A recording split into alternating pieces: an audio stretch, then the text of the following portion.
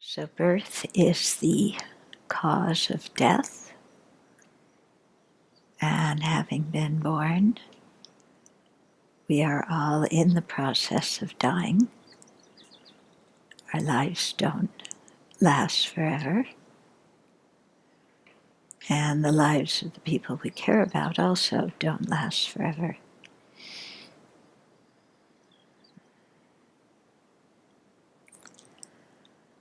So while we want to connect with people in a very loving way, the challenge to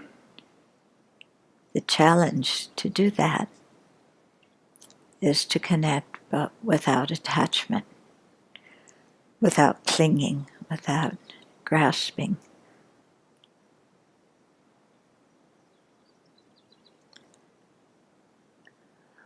Why? Because when we cling, when we grasp, it's a setup for pain. Because everything that comes together must separate. There's no way around it. And clinging and grasping to another person, to a possession, to our body, to whatever, is a setup for that pain of separation. So that's why the challenge is to be connected, but without clinging. And so remembering the impermanent nature of ourselves and of everything in cyclic existence is a big help in doing that. Because since all these functioning things are transient by nature, there's nothing to hold on to and no sense in grasping things as permanent or as having some true essence.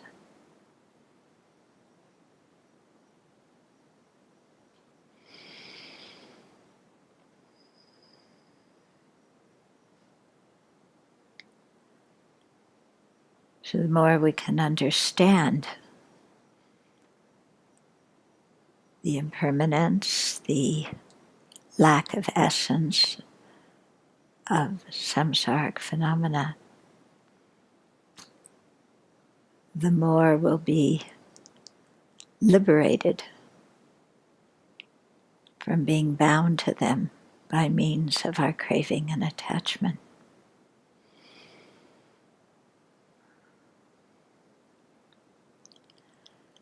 Then seeing that all other sentient beings are in the same boat, suffering tremendously due to their craving and clinging, due to their exaggerated notions of things in samsara. Then let's have the intention to free not only ourselves from these distorted states of mind, but to be able to lead others on the path to that freedom too.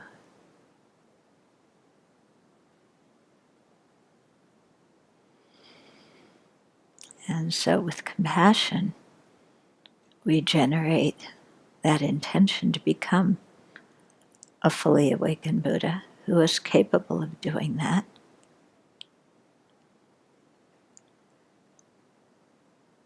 And so with that kind of intention, let us listen to the teachings this evening.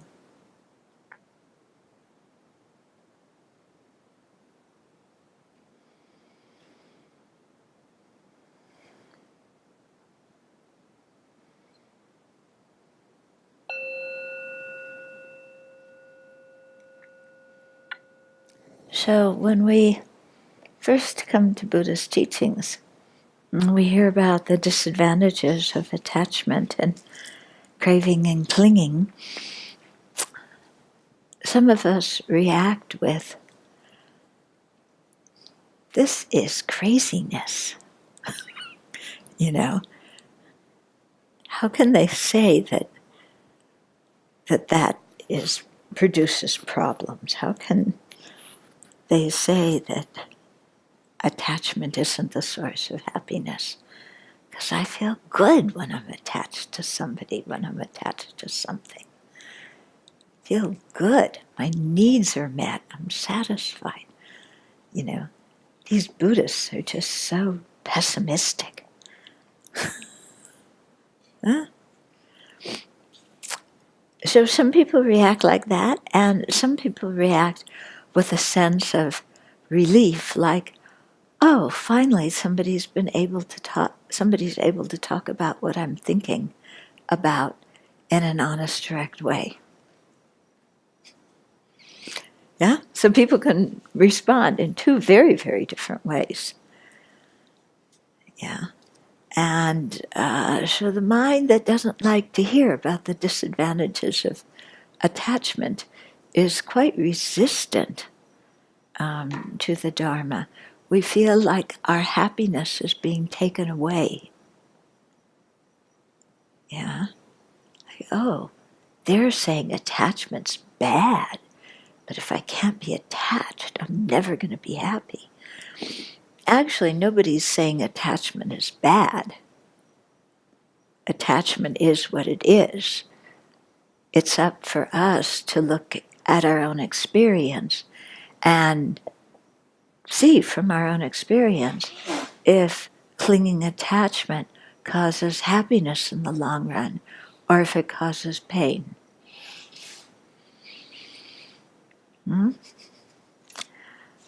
So we look at our own experience. Yeah, we've all had all sorts of good things happen in our life. How many of them are happening right now?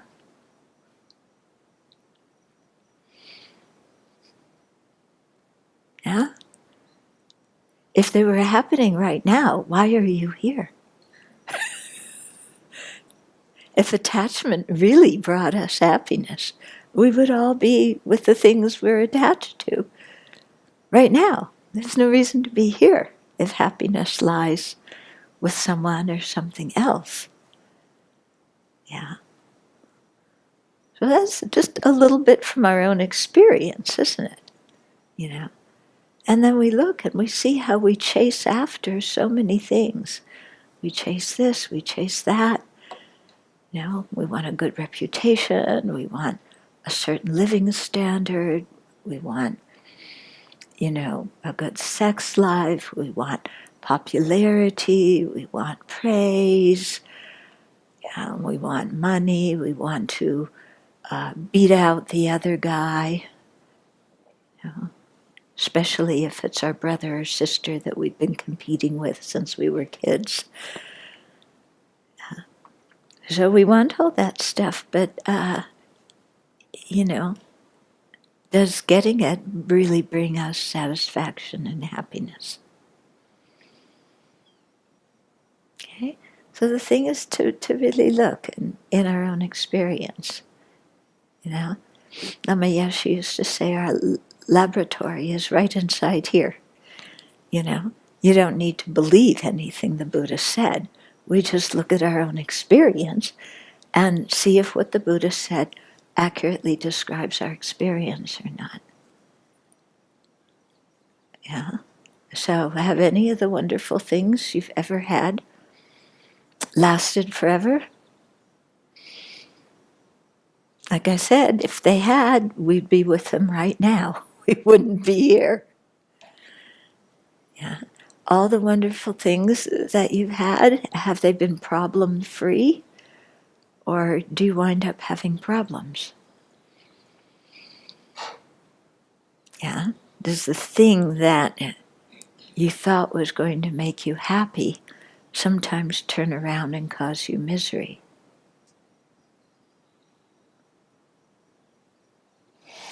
Yeah. It does, doesn't it? Doesn't it?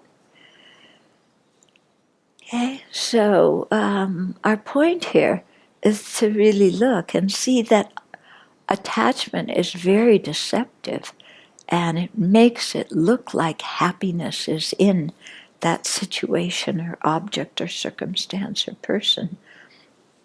But if it were, then everybody should feel happiness when they're in that situation or have that object or they're with that person. And we should feel continual happiness and never be unhappy. Yeah. But none of those are actually the case. So, that's just a little introduction. Tonight, we finished Precious Garland a couple of weeks ago, and next week we have the White Tar retreat. And so I didn't want to start the new text tonight and then skip it during White Tar retreat. So we'll start the new text 2 weeks from tonight. And so tonight, what I'm going to talk about is we got a request. There was somebody who was, there's a section on my website about suicide. And so somebody had been reading it. I think they had a relative who had suicided. And she said that the talk I gave at a conference for the American Association of Suicidologists, or whatever it is, that the talk I had given there some years back was not very clear, and she asked if I could give it again so we would have a clear recording of it. So that's what I'm going to do tonight. Okay, so I know that you didn't expect to talk about suicide tonight. Has anybody here had a dear one friend, relative who was suicided? Yeah, so a number of people. So the talk may bring up things.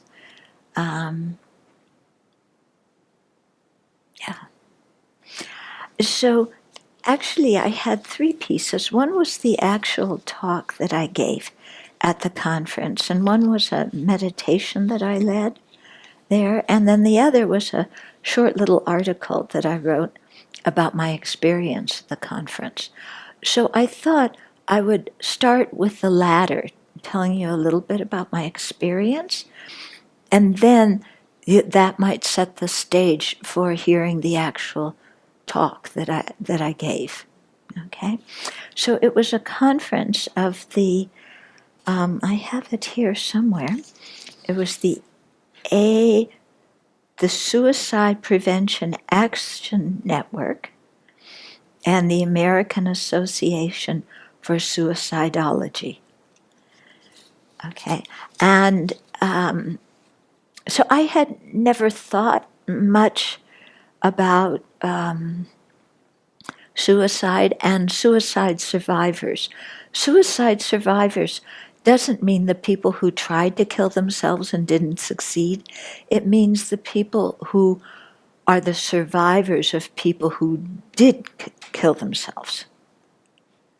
Okay? And so I was really amazed and very pleased to see how many organizations there were, not only to help people who were thinking of suiciding, but people who were their survivors.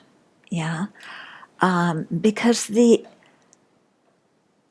people who survive the death of a loved one who's killed themselves suffer quite a bit, and they have a kind of suffering that other people have difficulty understanding. Yeah, and so for them to be able to come together and share their experiences and receive support is very, very helpful. So I'll just start reading a little bit from the article I wrote and probably comment on it. My son John, who I love dearly, shot himself on March 23rd, 5 years ago, when he was 27 years old. On May 4th, 2001, my treasured daughter Susan died she hung herself. Around the room we went, introducing ourselves, each parent saying their own name and introducing their child who died. Can you imagine? I was in a breakout group for parents who had lost their adult children to suicide at the 18th Annual Healing After Suicide Conference in Seattle in April 2006, which was organized by the Suicide Prevention Action Network and the American Association of Suicidology. The pain in the room was palpable, but there was also a feeling of close community because these people really understood each other. Finally, people who had experienced a pain that is rarely spoken of in society, the pain of losing a loved one to suicide, could talk freely to other survivors of suicide who understood what they were going through. I've been asked to give the luncheon address as well as to participate in a panel entitled Suicide, the Challenge to a Survivor's Faith and Spirituality and Faith Community Response at this conference. And often people in faith communities, they have a really difficult time talking about suicide because often there's all sorts of theology mixed in. Suicide is bad, it's negative, you're going to hell. There's incredible amount of judgment that can come from faith communities. And when people lose somebody to a suicide, they want to take refuge in their faith community, but often what they meet with is judgment and, well, sorry, your dear one's going to hell. They killed themselves, and that's a sin. So the pain that they experience from finding that kind of attitude in their faith community is, it's awful. It was a good thing that my meditation practice had accustomed me to accepting pain, because there was plenty of it here. But there was also a warmth and love that are not found at national conferences on other issues. People reached out to strangers because their experiences were not strange. Other national conferences, people are quarreling with each other over ideology and blah, blah. In the hotel foyer were quilts on the walls, each panel with the face of someone's loved one who had died by suicide. Yeah, I remember going in there and just, all over these quilts with the faces. I looked at the faces, young, old, middle-aged, black, white, Asian.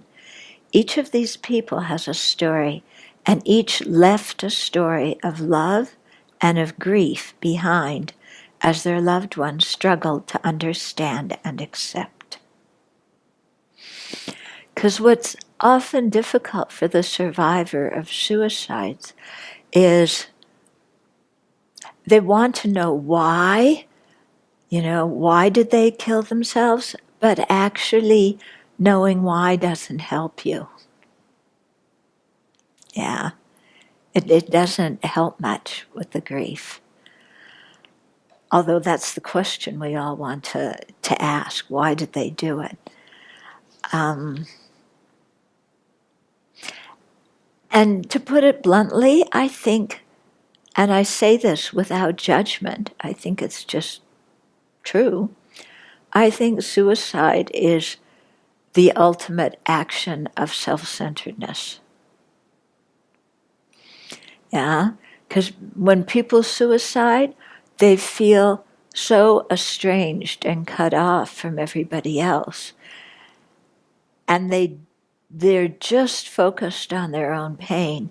They can't put themselves in other people's shoes.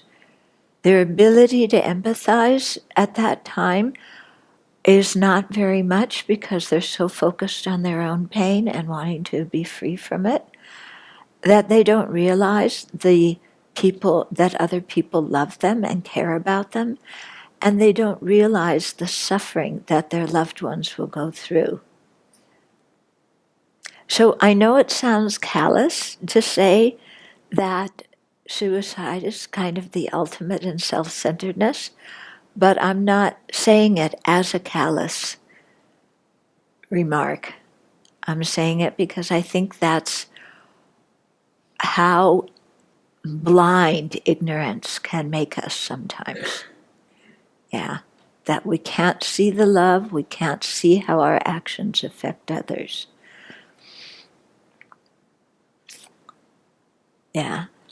I mean, haven't you been so involved at some time in your life, so involved in your own pain that you didn't care beans about anybody else on this planet? All you wanted is, to eliminate your own pain. So we didn't choose to suicide, but, that mental state of just being so sunk in our own misery, I think we've all experienced that. Okay, but it affects the people around us. To prepare to speak at this conference, I'd asked the participants of a retreat I was leading, who has lost a dear one to suicide? I was amazed at how many hands went up. In reading up on the topic, I was startled to learn that older white men had the highest suicide rate of all groups. Isn't that interesting? Older white men. Why? Here I am. I said, why they killed themselves doesn't matter, but I'm saying why. Yeah, I think because they've had the most societal success, and then when they hit middle age and after, and they're losing their physical capacities, their mental capacities, then the mental suffering is very, very great. Yeah, you wouldn't normally think that, middle-aged, elderly, or elderly white men would suicide, but they have the highest rate. Okay. Among teenagers who try to kill themselves, more are girls. However, boys are more successful in completing it. Because I think girls are actually saying, I need some help.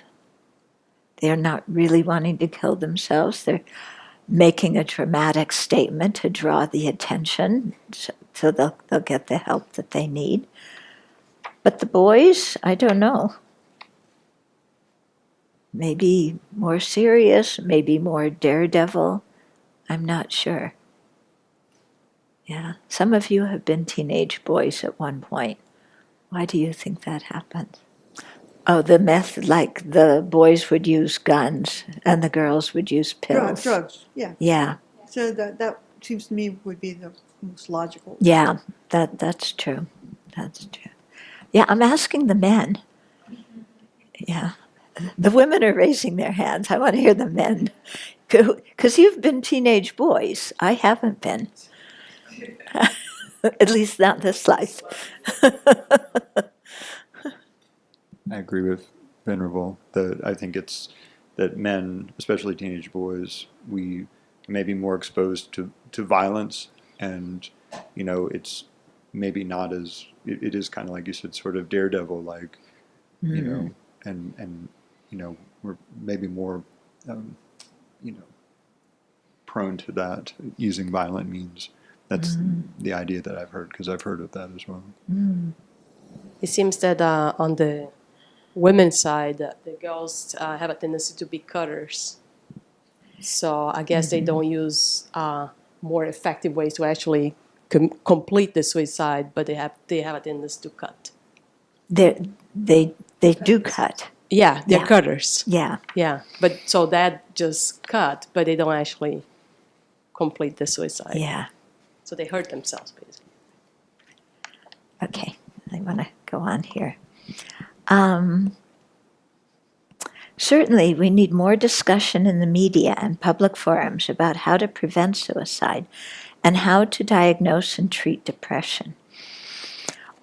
Regarding that, it's interesting. People who are extremely depressed don't suicide. It's when they start to feel better that they do. When you're really, really down, and like especially in winter when people tend to be more down mentally, the suicide rate is down because when you're so depressed, you don't have the energy to kill yourself. When you start feeling better, like in springtime when you start having more light, the suicide rate goes up. Yeah. Also, we need to discuss what happens to family and friends of those who choose to end their lives. What are the survivors' needs and experiences? Because people usually focus so much on the person who killed themselves that they don't think of the experience of the survivors. Okay? Or, several survivors at the conference said that they were stigmatized by their friends or communities because of a suicide occurring in their family. Yeah? So I said, I guess I'm naive. I had never thought that others would close their hearts to friends who were grieving a suicide. I wonder if it were a case of closed hearts or one of people's own discomfort about death. Or perhaps they wanted to help but didn't know how. So a number of people said that. They were stigmatized. Yeah. So it could be from a faith community saying, you know, you're the relative of a sinner who took their, God gave them the gift of life and they took it away. So judging them as being the relatives. It could be that people, if you have a relative who's suicided, people look at you as if, well, what kind of lousy mother, father, sister, brother, son, daughter, friend were you that you weren't able to save this person's life?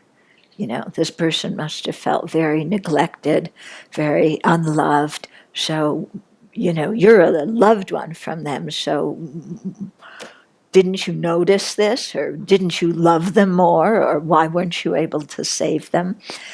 Yeah. And that kind of thing coming from outside is so difficult because the suicide survivors are already saying that to themselves. They're already saying, what could I have done? Yeah. I should have done that. I could have done this. What if I had done that? What if I hadn't done this? So they're already stuck in self-judgment, trying to second guess the unfolding of karma and blaming themselves for a loved one's suicide. And so then if a friend or clergy or somebody else puts that on them, it's just really horrible. Yeah. And that's, I think, one of the hardest things because the suicide survivors suffer so much from guilt, from saying, I should have been able to prevent this.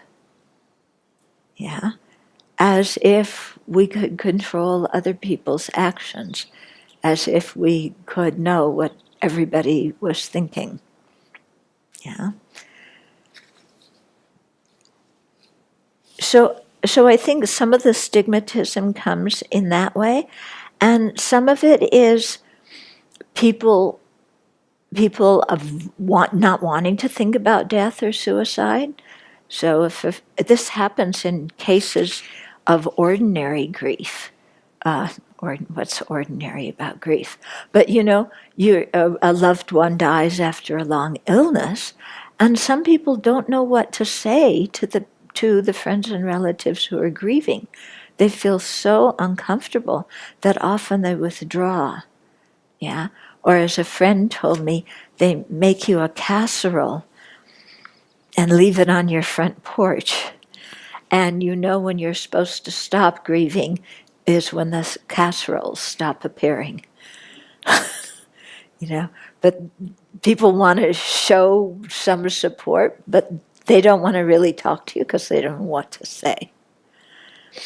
And it is sometimes hard to know what to say to somebody, even in the case of a natural death or a death by accident, let alone a death by suicide. It's sometimes very difficult to know what to say, and so many people really withdraw. And because sometimes people do say the quote wrong thing. Yeah. And I remember a friend of mine who's, after his wife died, he was talking about this to me. And and it was like, he said, people said this, and that just made it worse. And they said that, and that made it worse. And they said that, and that made it worse. And then I said to him, then I feel like anything I would say would be inappropriate and would make it worse. Yeah. And so that's why sometimes it's hard to know what to say, because people tend to be extremely sensitive. Some people spoke of friends who said the quote wrong things that were not helpful to their grieving process. Uh-oh, I thought, what if I unintentionally do this during my lunchtime talk? Yeah, I'll say the wrong thing. But my fears subsided in the wake of their openness about their feelings. If I don't try to help, but I am just myself, I thought, I'll be okay. Just one human being speaking to another. And so that's how I gave the talk. After the talk, several people came up to thank me for the breath of fresh air that talking about compassion brought. I left the conference with great gratitude for all these courageous survivors, for all that these courageous survivors had given me by being so open, transparent, and supportive of each other. I especially admire all of those in the Suicide Prevention Action Network and the American Association of Suicidology, who are survivors of suicide and who have transformed their grief into beneficial action for others. My appreciation has grown for the need to expand diagnosis and treatment of depression and bipolar disorder, to educate the public about the importance of suicide prevention, and to care for those who are grieving the loss of a dear one. The comment of one father touched me deeply. And he said, when death comes, make sure you're really alive. Yeah. So how many of us live on automatic? Just going through daily life on automatic, getting irritated about this and that, getting picky about this and that, tuning out other people because they complain, because they're a pain in the neck. Just kind of going through our life blindly without really looking at people in the eyes, connecting with them on a heart level, looking into their hearts and seeing what's there. So how often do we just go around in our life in our own little, automatic bubble, never being really alive at all? I thought this father's comment was quite something.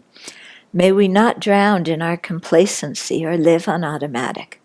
May we cherish our lives and cherish the people around us.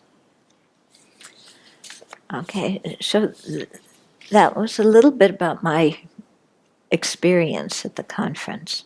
Now I'll give the actual talk that she had asked me to give, and so this talk was given in a public forum. The people there were not Buddhist.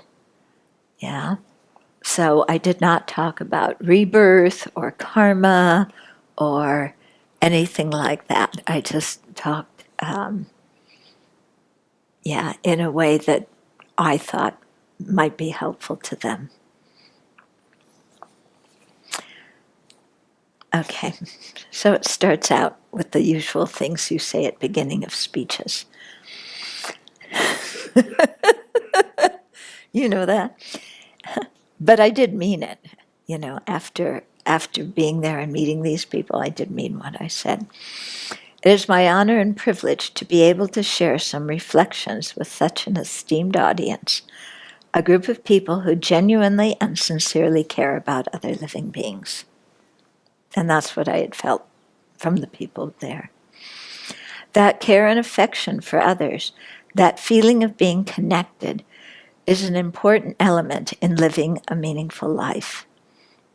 Related to that is feeling that there is something basically good and pure about us human beings, despite our suffering and our anger. We are aware that we have special potential simply because we have a mind or a heart because we have a mind or a heart, that our life is not one condemned to alienation, self-hatred, guilt, and resentment. So we have some feeling, that there's something more in life. In Buddhist language, we call that Buddha nature, or Buddha potential, the completely clear nature of our mind and heart that is the foundation upon which we can develop amazing qualities, such as impartial love and compassion for all living beings, and a wisdom that knows the ultimate nature of reality. So I would like to talk more about these two. One, the feeling of connection with others that leads to compassion, and two, the awareness of our inner goodness or potential for awakening. Because these two are interconnected with both suicide and healing after the suicide of a dear one. Yeah, so that's what I was emphasizing here.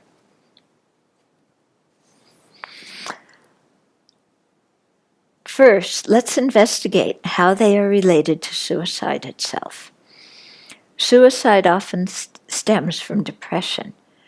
While in some cases, depression may be due to chemical imbalance or interfering forces, nevertheless, some prominent thoughts ransack the mind, provoking some people to consider suicide as a way to alleviate their misery.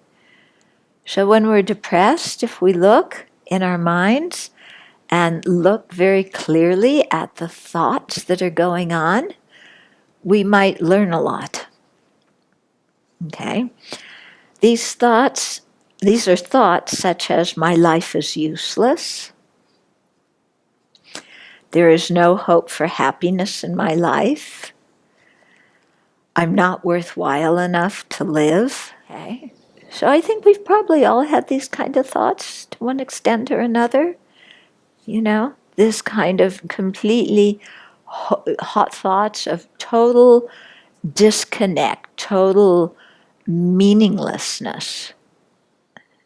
Yeah. And I think that the way our society is organized, we think that we're always supposed to be happy. Yeah. Because you read your friends' profiles on Facebook, and what does everybody put on their Facebook? This is wonderful in my life, and that's wonderful, and this, and I'm doing this, and I succeeded in that. And so you look, and all your friends, their lives seem so wonderful and exciting, according to the stereotype of how everybody thinks you should be. And then you look at your own life, and it doesn't have all of that. Of course, what you put on your Facebook is, everything's wonderful in my life and everything's good and it's all like that. So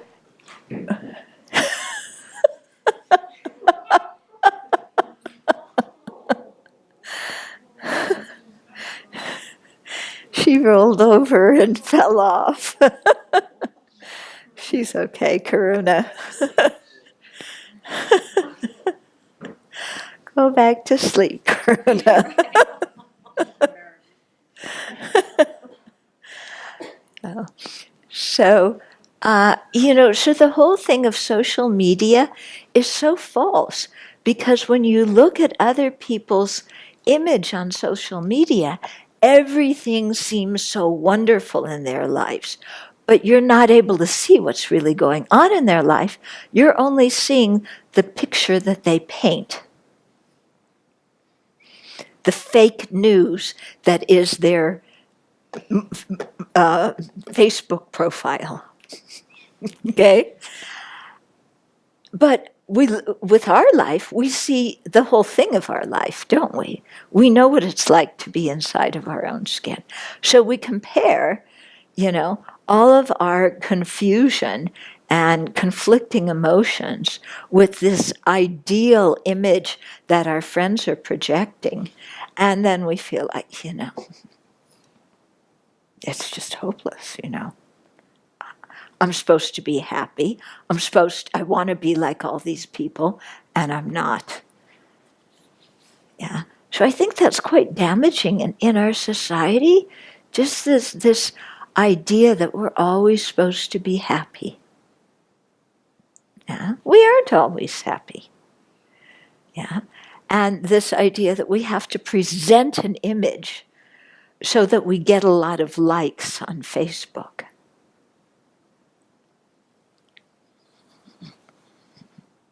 Yeah, as if the number of likes we got on Facebook indicated our value as a human being. Because this is how things are measured nowadays. The number of clicks. Yeah, even on our website, how many people clicked on the e-news? How many people clicked on this page? Not very many people clicked on that. Many people clicked on this. Yeah, as if the meaning of our lives depended on other people's clicks. Yeah, and that everything was a popularity contest to get the most number of clicks. It's ridiculous, isn't it? Totally ridiculous. And yet people take this really seriously. On what grounds does the thought, "my life is useless," arise? Its basis is not feeling connected with others or with one's own environment. We can see that while such a thought may exist, its contents are unrealistic. For in fact, we are deeply connected with and related to all living beings. We depend on each other throughout our lives. So we have the thought, my life is useless, nobody cares about me. That thought exists. But what that thought is thinking has nothing to do with reality. Yeah, we think so many unrealistic things. Yeah. I'm totally unlovable. That's ridiculous. There's lots of people who care about each one of us. Sometimes we can't even see their care. Sometimes we reject their affection. Yeah, but all of us have people who care about us. So that thought that says nobody loves me is complete rubbish. Yeah, total rubbish. Why are we believing these ridiculous thoughts that go through our minds? Yeah, that's why I made the book, Don't Believe Everything You Think. Because so much of what we think is really rubbish. Because we are deeply connected with other people. Yeah. We may say, I'm not deeply connected with anybody. Wait a minute. We ate breakfast, lunch, and dinner today. Where did our food come from? Came from other living beings, didn't it? People who grew it, who harvested it, who transported it, who cooked it. Yeah. Definitely we're intertwined with other living beings. Yeah. Everything we do, we're in relationship with other living beings. There's no place in this entire universe we can go where we're not in relationship with everybody else. Yeah. So it's a fault in our thinking that tells us, oh, we're cut off and unrelated. It's totally not the case at all. I mean, we're wearing clothes. Where did this come from? Yeah. Who made this cloth?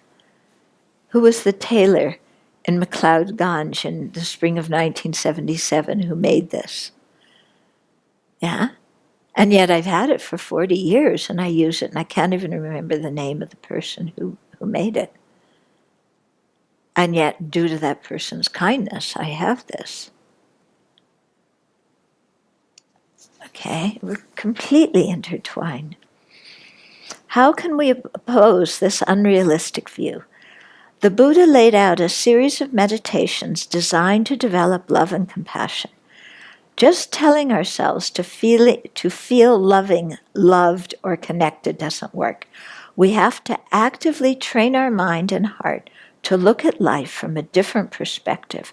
When this is done, positive emotions will naturally arise. So when we see things realistically, then we know that we belong and we're interconnected with other living beings. And positive emotions naturally come. The foundation of this training is seeing that ourselves and others are totally equal in wanting happiness and wishing to avoid any and all kinds of misery. We contemplate this deeply and repeatedly, not just saying the words at an intellectual level, but bringing them into our hearts. Okay? Meditation is the same, in Tibetan, is the same verbal root as to habituate. It's what we do when we meditate. We habituate ourselves with these kind of positive thoughts.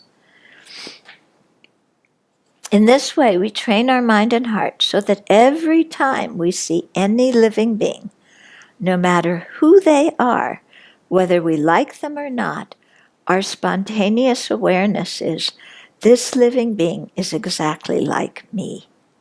The most important thing for him or her is happiness and avoiding suffering.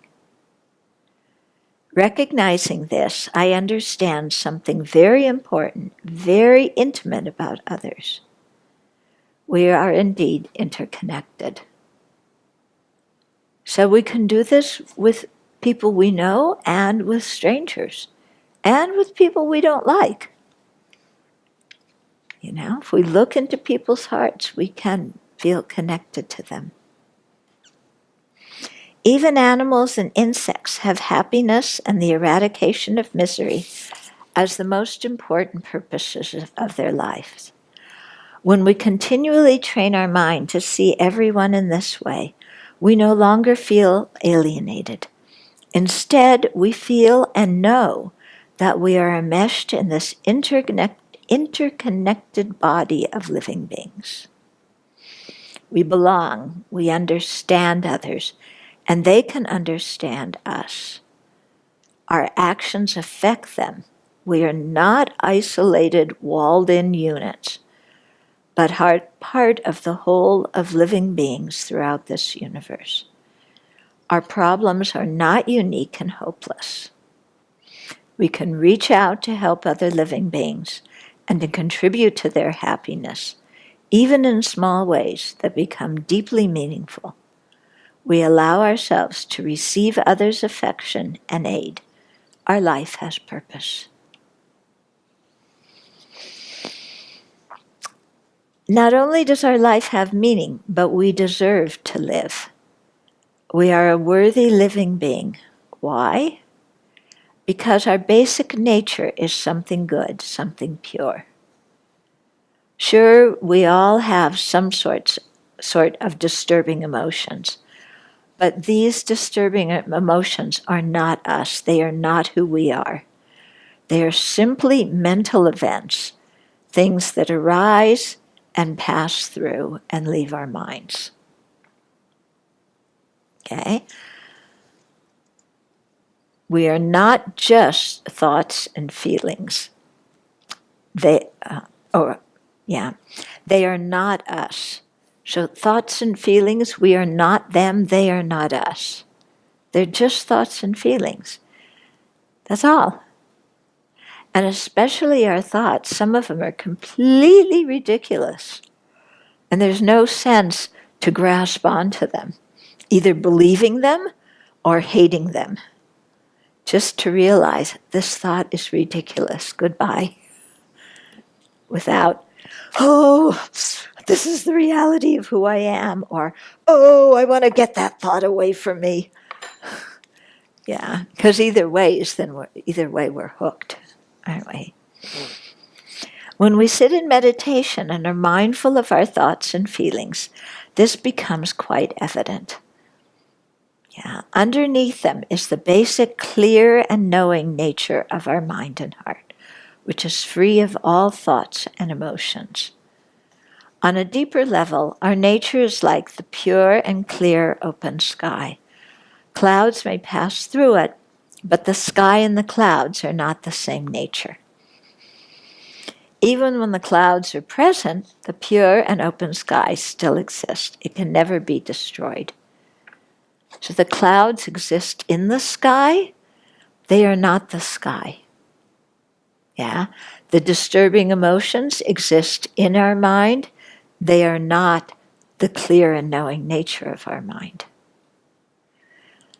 Okay? So the clear and knowing nature, the empty nature of our mind, these are things that can never be destroyed. Yeah? The thoughts, the emotions, they come, they go. Similarly, the nature of our mind is not inherently defiled. The disturbing attitudes and emotions are adventitious. In other words, they're not in the nature of the mind. Not only are disturbing emotions and thoughts transient, they are also distorted. They are not accurate views of what is happening, nor beneficial responses to it.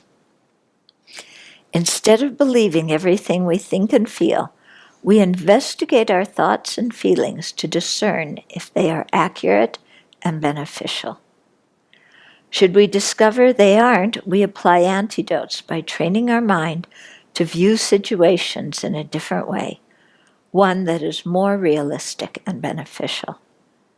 As we do this, we discover that our take on life changes. We discover our inner goodness.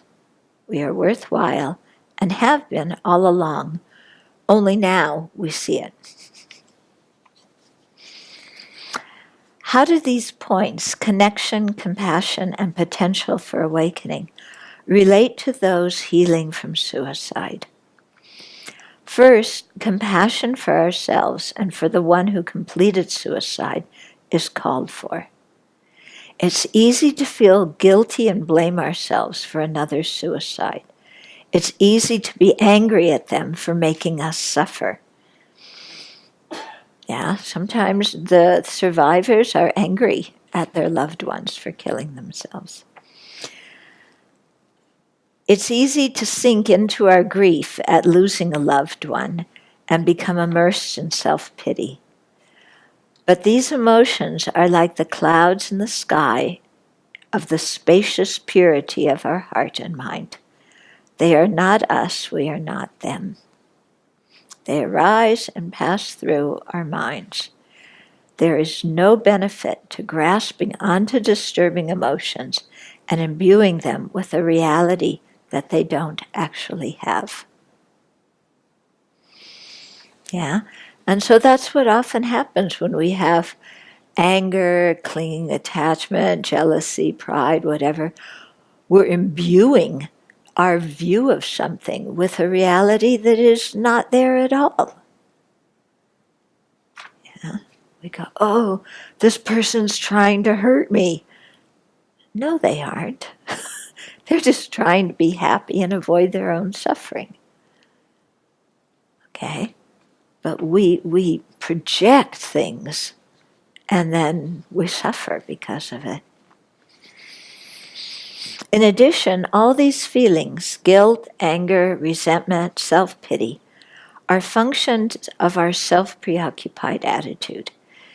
It is this self-centeredness that has kept us trapped in misery from time without beginning. Not only is self-centeredness not beneficial for our own or others' happiness, but it's also not realistic. There are infinite living beings. Let's place our own pain within the perspective of all the varied experiences that living beings have at this moment. So when we're grieving, when we're in pain, we always feel like we're the only one who's ever experienced pain of this kind of intensity, don't we? Nobody else has ever experienced this kind of pain. Actually, everybody else has. Yeah, everybody else has. And so to open our mind to see that this kind of experience is a common experience of beings in samsara. We are not isolated people having unique experiences that nobody else can understand. Other people can understand what we're going through, and we can understand what they're going through as well. That doesn't mean we're bad if we temporarily get stuck in disturbing emotions. Let's not add another layer of delusion on top of what we're already feeling by telling ourselves that we're selfish and wrong for being depressed or self-preoccupied. That's our favorite thing, I'm angry. Oh, I'm such a bad person because I'm angry. Yeah, I'm selfish. Oh, I'm such a horrible person because I'm selfish. Yeah, so it's compounded interest. Yeah, compounded misery, this kind of self-judgment. Rather, since those are unrealistic and unbeneficial feelings, let's ask ourselves, what are more realistic and suitable ones, and how do I cultivate them? Here is where compassion for ourselves comes in. Compassion is not self-pity. Important point. Rather, it acknowledges our pain and confusion, wishes ourselves to be free from them, and then moves on. We don't create an identity out of our pain and confusion. Yeah. Which we often do. Yeah. So in the case of somebody grieving a suicide of a dear one, the identity becomes, I'm the person who lost this loved one to suicide. Yeah, and then your whole life becomes fixed on that. Yeah, this is who I am. This is how I define myself. Yeah. Or, I'm the person who was abused as a child, or I'm the person that was rejected in the marriage, or I'm the person who, whatever our trip is. Okay. And it's just a thought that we're making up, that we're imbuing with thinking, we're imbuing it with some kind of reality that it doesn't have at all. Yeah, totally unrealistic. And especially when we make an identity out of it, then it becomes really poison. Yeah, because some event that happened in the past, instead of learning from it and then going ahead in our life with a happy, good intention, we're stuck in replaying again and again in our own mind what happened in the past and staying stuck in the past. Why did this happen to me? I should have done this. This shouldn't have been like this. Again and again and again, we replay the same thing. And it doesn't get us anywhere because it's all occurring. It's all conceptualization. The other people aren't even here right now doing that. it's all a fantasy in our own mind, making us miserable.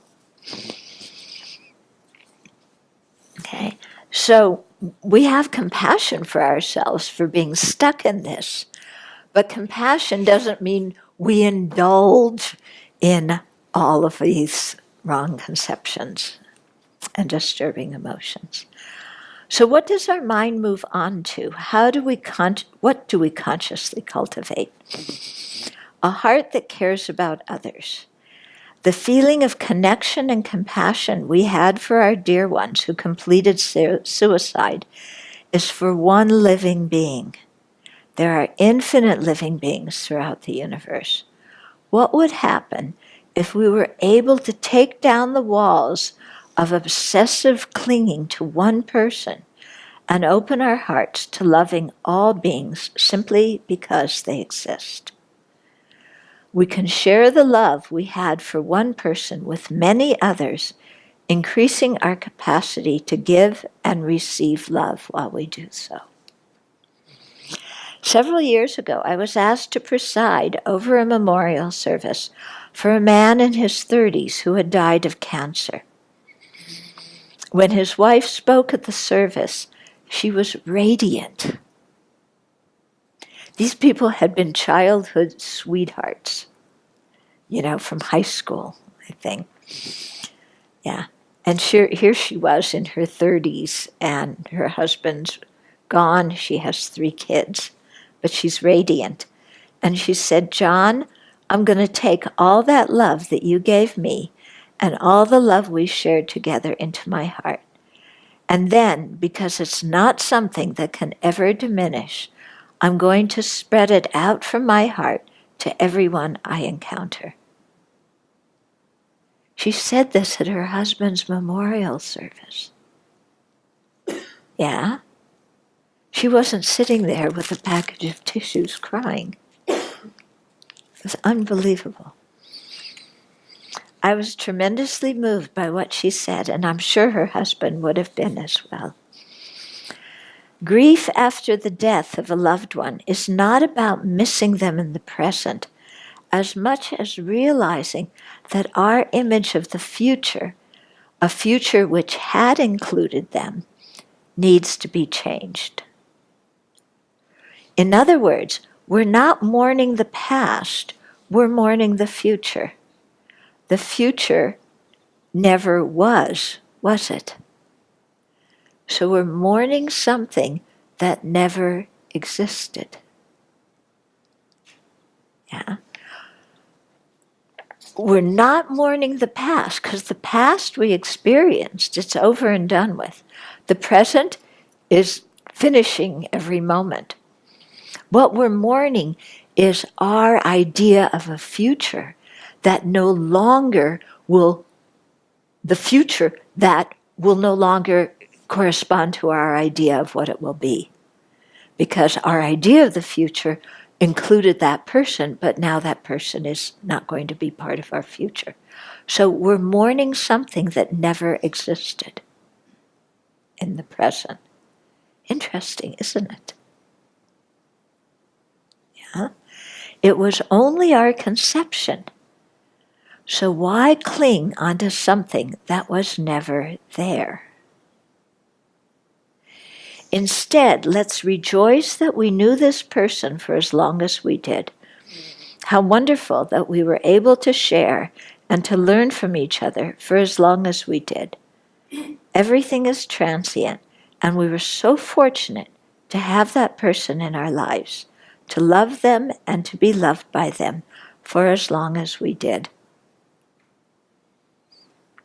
Knowing that everything that comes together is going to separate. There is no way to make it last forever. What an incredible way to heal from the death of a loved one, to rejoice at the time we had together instead of to mourn the future that never was and never will be. How meaningful it is to share the love we have for one person by opening our hearts to all others and giving that love to them. This enables us to have love and compassion for our loved one, wherever the continuity of who they used to be now is. We send them off with love, wishing them the best, knowing that they have the potential for awakening, and praying that they will make use of their internal goodness in the future. We too have this potential for awakening, so let's access it within our own hearts and minds, and having done so, live peacefully within ourselves and make a positive contribution to the well-being of others. Many of you survivors have used compassion for others to help you heal after the death of your loved ones. Your compassion led you to organize this conference, to set forth initiatives for government programs and policies, to begin suicide prevention programs, support groups, and so on.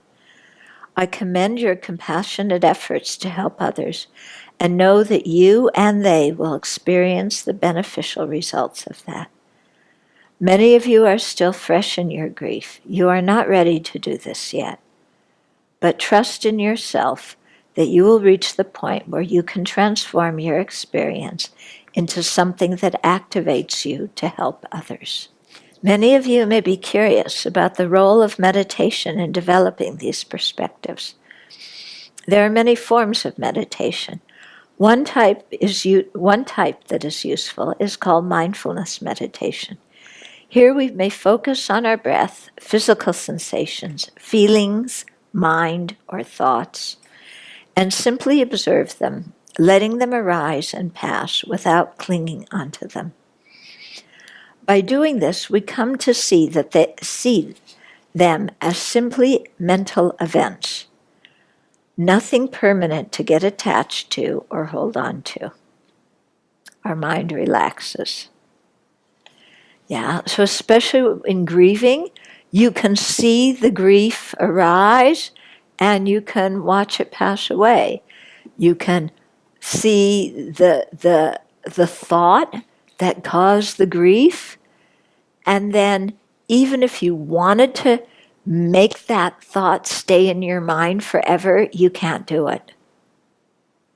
It's going to pass away. We also begin to see that these mental and physical events are not us. We see that there is no solid I or mind to control or who possesses all these mental events. This releases the stress in our minds. A second type of meditation is what is called analytical or checking meditation. Here, a genre of teachings entitled mind training or thought transformation is very effective.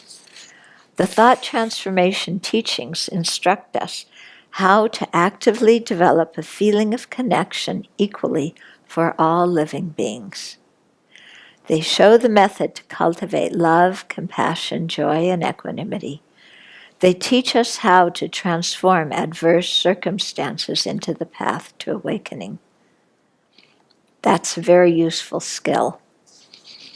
Let me recommend a few books on this topic: Transforming Adversity into Joy and Courage, Advice for a Spiritual Friend, Thought Training Like Rays of the Sun, Mindfulness in Plain English, and The Miracle of Mindfulness.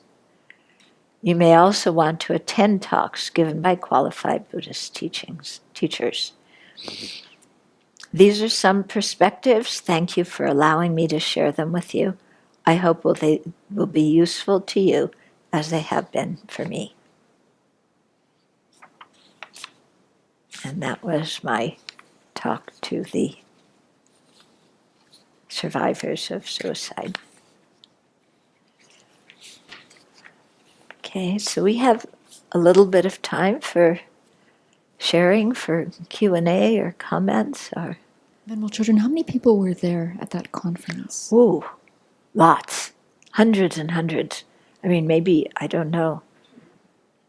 Huh? Yeah, 206. 200? Oh, I think more. You were there? Okay. Yeah, there were really a lot of people.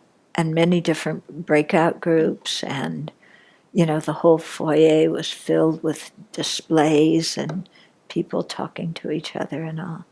I think it's fabulous that they had the opportunity to go and hear this and to meet with each other. Yeah. Because the people that I know who have, met with this kind of circumstance with a loved one committing suicide are often, they're just so hit by it that they're immobile for such a long time. Yeah.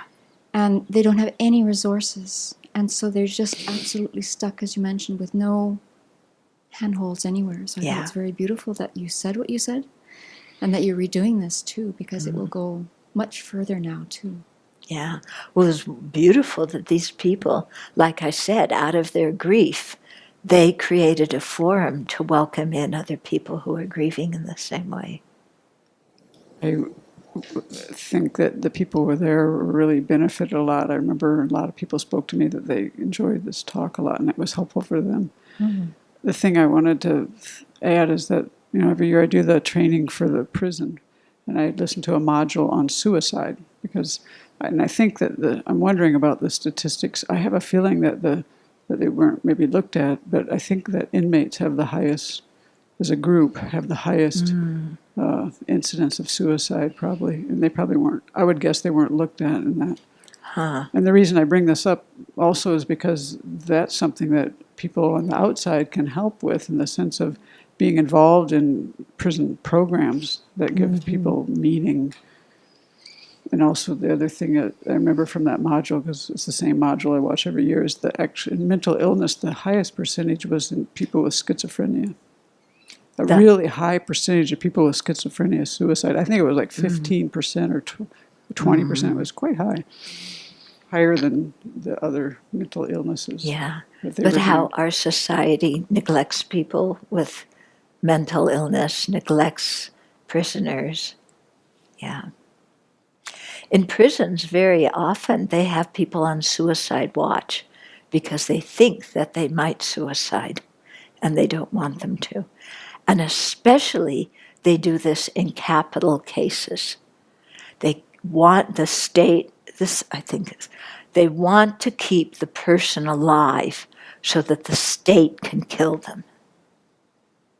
They don't want them suiciding while they're in prison before they're led into the chamber where the state kills them.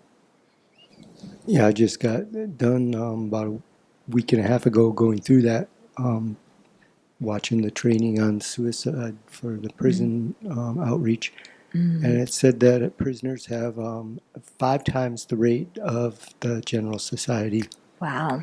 And amongst prisoners, the mentally ill are the most at risk. Yeah. But also people who have just gotten there, they don't know what to expect, and maybe their fear of where their situation is really out of bounds with the reality of it, or they don't, they're terrified with it.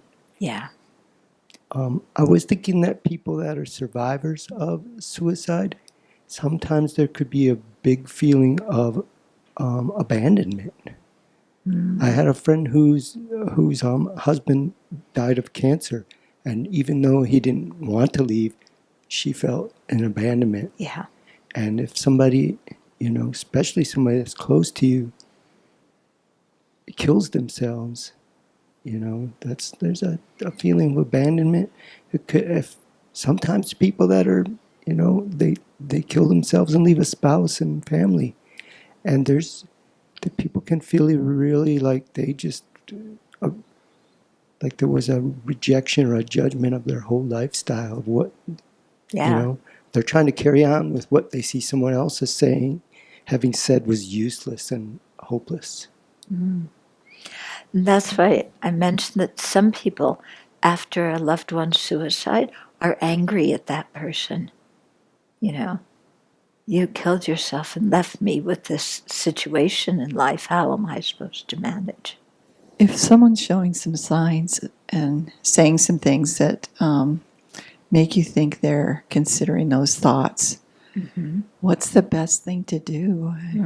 Okay, so somebody's talking about suicide. They have a suicide hotline numbers. Yeah. There's community mental health care clinics. You get them some help, and you get them somebody to talk to. Yeah. So you don't just kind of say, oh, whatever, Yeah. Because if they always say that if somebody's talking about it, they probably won't do it. It's the people who don't talk about it who do it. But sometimes the people who do talk about it do it. And in any case, if they're talking about it, they're saying, I need help. Yeah. And so to, call the hotline, get them, to clergy, compassionate clergy or counselors or, somebody they can connect with who can help them.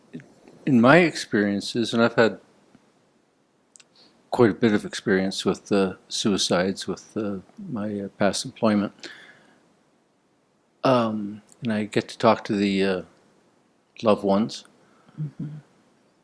and depending on the nature of the death and if it was an ongoing depression, I found talking to the parents and the family that there's almost a relief sometimes that and that the family is happy. They're not happy that their loved one has died in the way that it happened, but they're happy that she's no longer in the pain that they were feeling. And I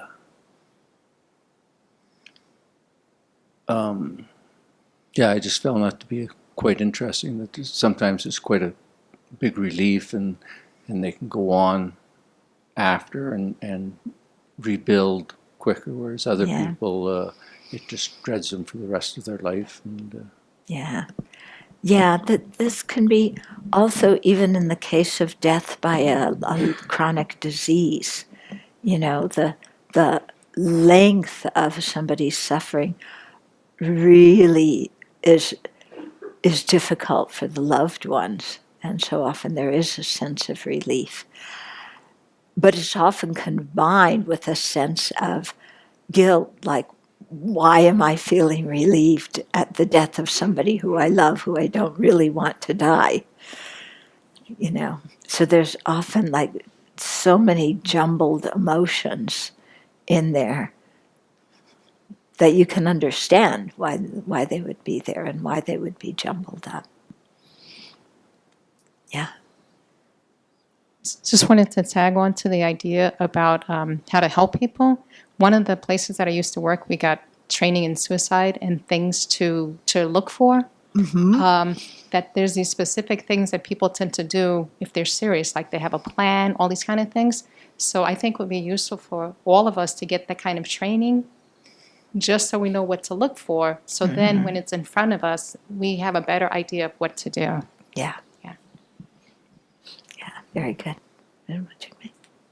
I was just going to say that since when a person is thinking about suicide, they feel so alone and disconnected, that if you know somebody that seems to be kind of in that place, to ask them directly if they are thinking about ending their life is very beneficial and helpful. And then you help them connect with, a helpline or whatever, that you're kind of the bridge to get them to do that. Because if you just say you should call or why don't you, they won't. So it is about connecting with them that will give them the energy and the strength to open up to someone and get some help. I think some people may be very timid. It's not the kind of question you ask in society, are you thinking of killing yourself? And so how to help other people feel okay with asking that question. It just, Yeah. yeah. Well, it just takes some familiarity and practice, actually.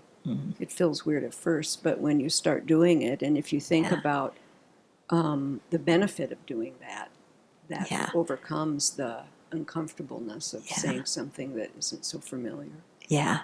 Because it seems, you know, many people may hesitate to do it thinking, that's not very polite, you know, to say to somebody, you know, are you thinking of ending your life? That's not what people say to each other.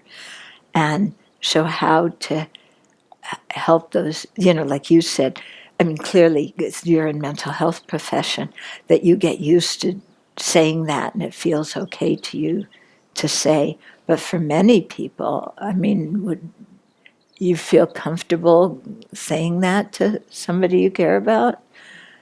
Yeah. If you know that it's a helpful thing to say, then you will say it. Yeah. So this is what I'm saying. So what helps people feel comfortable with saying that? If you know that it's a helpful thing to say, if you hear that here, you hear it other places, oh, you should say, are you planning to take your life?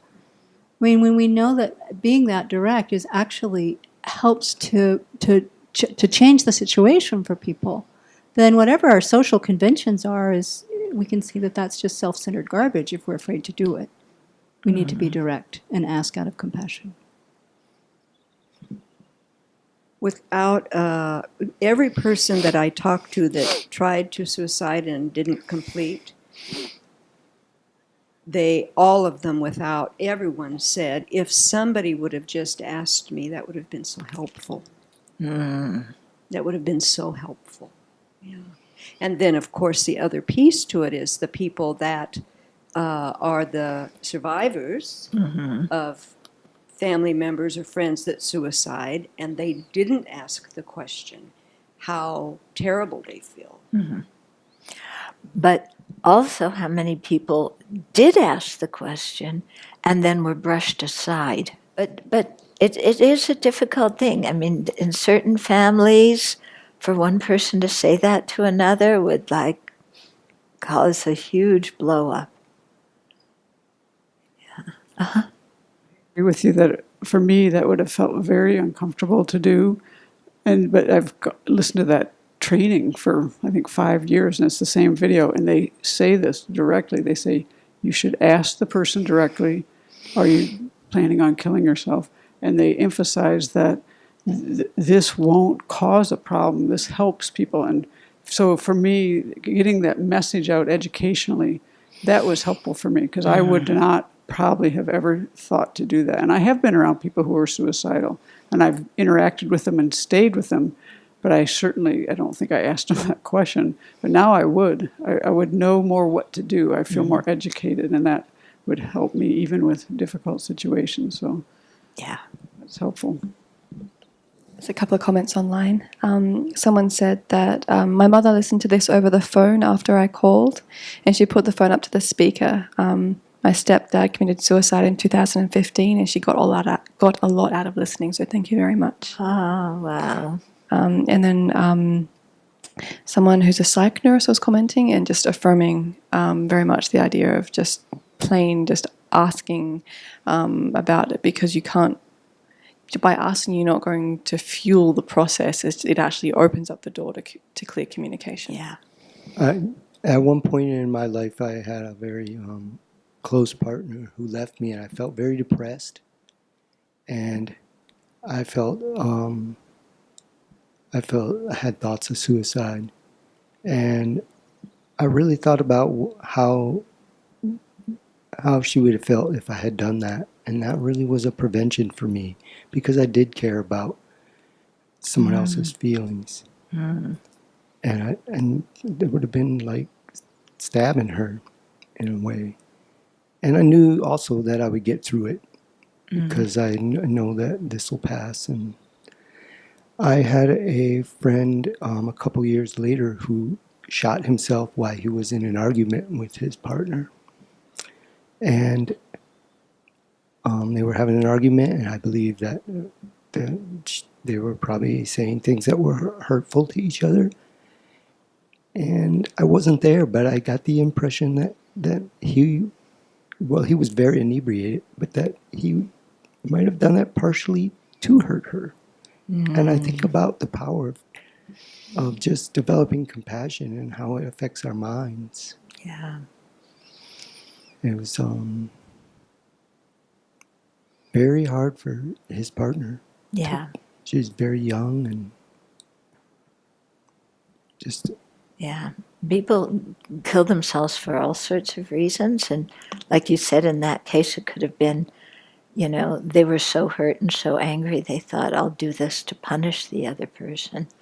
But of course, you know, I mean, it hurts the other person, but they're dead as a result of it. Yeah. Something else it makes me think of is the role of alcohol and drugs in these situations. Yes. And it really made me see how much suicide requires, or usually requires, some kind of tunnel vision. You can't see that this will pass, that you couldn't hold on to this feeling if you tried.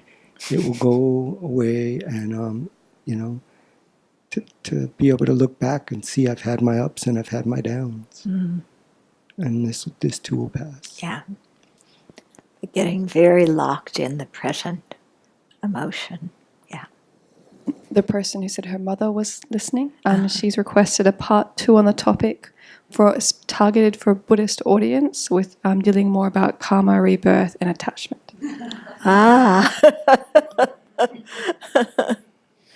Yeah, how I would talk to a Buddhist audience would be very different, but I would have to make sure that the people really had the Buddhist worldview. Yeah, because if people say they believe in the Buddhist worldview, but they don't really in the depth, then explaining that doesn't help it. It just causes pain. So I'd have to make sure. Yeah. I was a bit sad to hear that people get stigmatized if they survive suicide, because it reminded me of when I... Not only the person who, if they survive, but their relatives are stigmatized. Oh, right. That's what I meant, if they are a survivor of someone's suicide. I just remember when I was still a school teacher, I had a student whose both parents committed suicide on the same day because their restaurant had gone bankrupt. But the whole community just rallied. You know, the Ministry of Education sent the trauma counselor, the counselor talked to the child, to the friends, to us as teachers. All the friends just closed in and supported. We all went to see her at her house, and she turned out really well, like given the degree of shock and trauma. So I think it just spoke to the power of reaching out. Of course, all of us had teachers. We had no clue what to say going to her house, but just the presence and knowing that you're loved, I think made a big difference for her. Yeah, of course. Your talk it struck me about how vulnerable the self-centered mind makes us. You know, these are the most extreme examples of where it can end, but we're all familiar with feeling how people who do actually commit suicide feel. It's this narrow vision. You can't see past your own pain. You feel disconnected.